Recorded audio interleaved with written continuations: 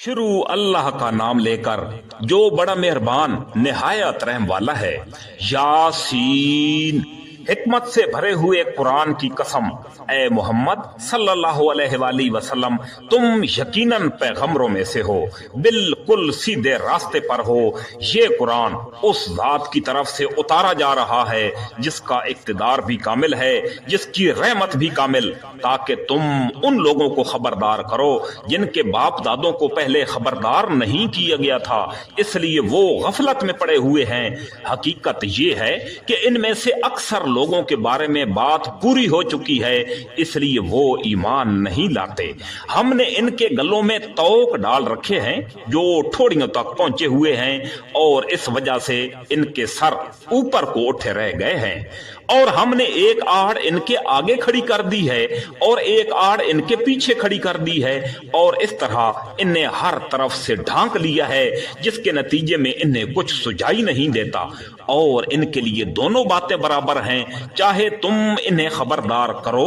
या खबरदार न करो, वो ईमान नहीं लाएंगे। तुम तो सिर्फ ऐसे शख्स को खबरदार कर सकते हो जो नसीहत पर चले और खुदाए रहमान को देखे बगैर उससे डरे। चुनांचे ऐसे शख्स को तुम मगफरत और बाइज्जत अजर की खुशखबरी सुना दो।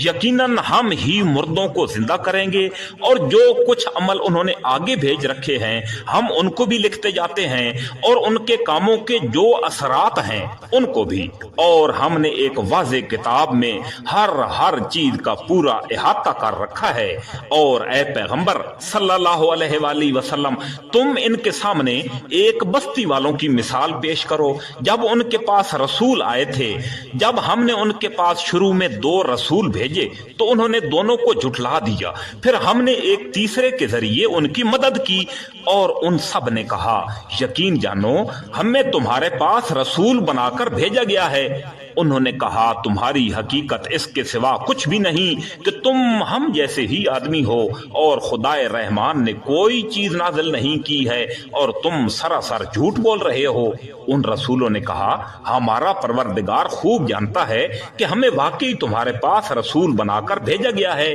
और हमारी जिम्मेदारी इससे ज्यादा नहीं है कि साफ साफ पैगाम आप तक पहुंचा दें। बस्ती वालों ने कहा, हमने तो तुम्हारे अंदर नहूसत महसूस की है। यकीन जानो अगर तुम बाज ना आए तो हम तुम पर पत्थर बरसाएंगे और हमारे हाथों तुम्हें बड़ी दर्दनाक सजा मिलेगी। रसूलों ने कहा, तुम्हारी नहूसत खुद तुम्हारे साथ लगी हुई है। क्या ये बातें इसलिए कर रहे हो कि तुम्हें नसीहत की बात पहुंचाई गई है? असल बात यह है कि तुम खुद हद से गुजरे हुए लोग हो। और शहर के परले इलाके से एक शख्स दौड़ता हुआ आया। उसने कहा, ए मेरी कौम के लोगों, इन रसूलों का कहना मान लो, इन लोगों का कहना मान लो जो तुमसे कोई उजरत नहीं मांग रहे और वो सही रास्ते पर हैं। और भला मैं उस जात की इबादत क्यों न करूं जिसने मुझे पैदा किया, और उसी की तरफ तुम सबको वापस भेजा जाएगा। भला क्या उससे छोड़कर मैं ऐसों को माबूद मानूं कि अगर खुदाए रहमान मुझे कोई नुकसान पहुंचाने का इरादा कर ले तो इनकी सिफारिश मेरे किसी काम ना आए और ना वो मुझे छुड़ा सकें। अगर मैं ऐसा करूंगा तो यकीनन मैं खुली गुमराही में मुब्तला हो जाऊंगा। मैं तो तुम्हारे परवरदिगार पर ईमान ला चुका, अब तुम भी मेरी बात मान लो। आखिरकार बस्ती वालों ने उसको कत्ल कर दिया, और अल्लाह ताला की तरफ से उससे कहा गया कि जन्नत में दाखिल हो जाओ। उसने जन्नत की नेमतें देखकर कहा कि काश मेरी कौम को भी मालूम हो जाए कि अल्लाह ने किस तरह मेरी बख्शिश की है और मुझे बाइज्जत लोगों में शामिल किया है। और उस शख्स के बाद हमने उसकी कौम पर आसमान से कोई लश्कर नहीं उतारा, और न हमें उतारने की जरूरत थी। वो तो बस एक चिंगाड़ थी जिससे वो एकदम बुझ कर रह गए। अफसोस है ऐसे बंदों के हाल पर। उनके पास कोई रसूल ऐसा नहीं आया जिसका वो मजाक न उड़ा रहे हों।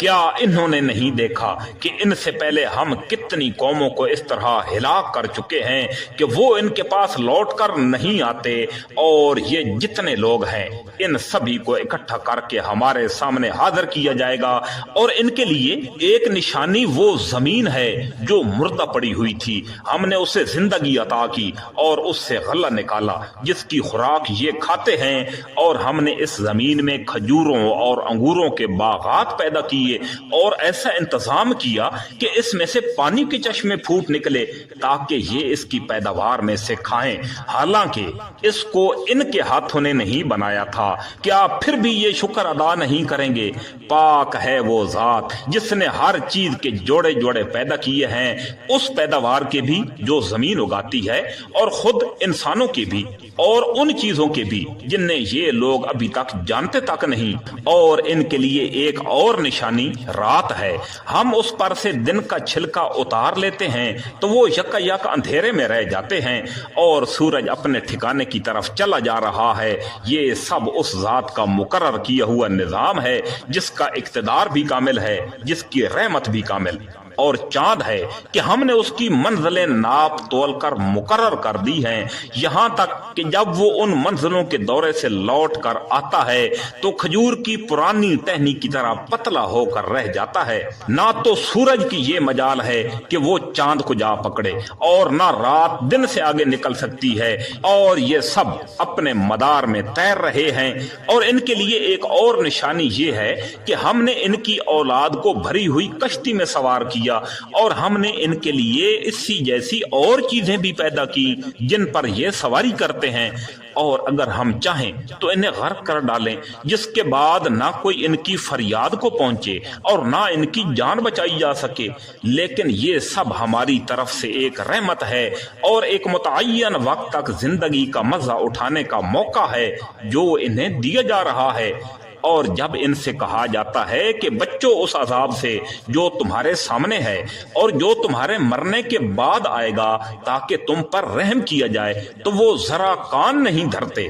اور ان کے پروردگار کی نشانیوں میں سے کوئی نشانی ایسی نہیں آتی جس سے وہ منہ نہ موڑ لیتے ہوں۔ اور جب ان سے کہا جاتا ہے کہ اللہ نے تمہیں جو رزق دیا ہے اس میں سے غریبوں پر بھی خرچ کرو، تو یہ کافر لوگ مسلمانوں سے کہتے ہیں کہ کیا ہم ان لوگوں کو کھانا کھلائیں جنہیں اگر اللہ چاہتا تو خود کھلا دیتا؟ مسلمانوں، تمہاری حقیقت اس کے سوا کچھ بھی نہیں کہ تم کھلی گمراہی میں پڑے ہوئے ہو، اور کہتے ہیں کہ یہ قیامت کا وعدہ کب پورا ہوگا؟ مسلمانوں بتاؤ اگر تم سچے ہو، دراصل یہ لوگ بس ایک چنگھاڑ کا انتظار کر رہے ہیں جو ان کی حجت بازی کے عین درمیان انہیں آ پکڑے گی، پھر نہ یہ کوئی وصیت کر سکیں گے اور نہ اپنے گھر والوں کے پاس لوٹ کر جا سکیں گے، اور سور پھونکا جائے گا تو یکا یک یہ اپنی قبروں سے نکل کر اپنے پروردگار کی طرف تیزی کے ساتھ روانہ ہو جائیں گے، کہیں گے